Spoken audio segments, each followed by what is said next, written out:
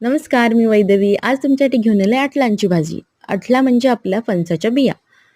तर त्यासाठी मी काय केलंय, ज्या आपल्या अटल्या असतात त्या ठेचायच्या आहेत आणि त्यामधले ज्या गर असतात ते काढून घ्यायचे व ते स्वच्छ पाण्यामध्ये धुवून घ्यायच्यात.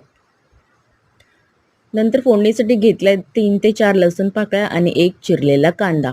मग एक पातेलं घेतले, त्यामध्ये मी 2 ते 3 चमचे तेलाचा वापर केलेला आहे. तुम्हाला कमी हवं असेल तर कमी सुद्धा करू शकता. नंतर मग त्यामध्ये ती फोडणीला लसूण आणि कांदा घेतलेला आहे. तो व्यवस्थित परतून झाल्यानंतर त्यामध्ये मी 2 ते 3 चमचे लाल तिखट, थोडीशी हळद आणि चवीपुरता मीठ घेतलेलं आहे.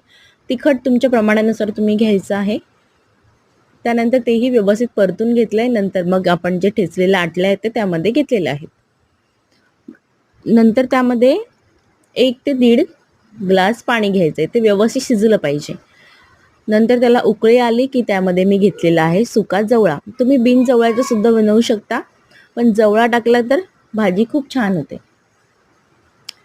बघू शकता असं मी ते व्यवस्थित मिक्स करून घेतलेलं आहे. नंतर त्यामध्ये हा सुका जवळा घेतलेला आहे.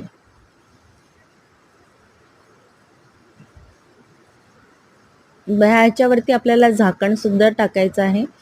झाकण काढून झाल्यानंतर बघायचं आहे अटळ व्यवस्थित शिजले की नाही ते. बघू शकता आपली भाजी तयार आहे.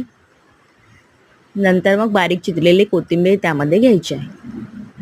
जर व्हिडिओ आवडला तर व्हिडिओला नक्की लाईक आणि सबस्क्राईब करायला विसरू नका. थँक्यू.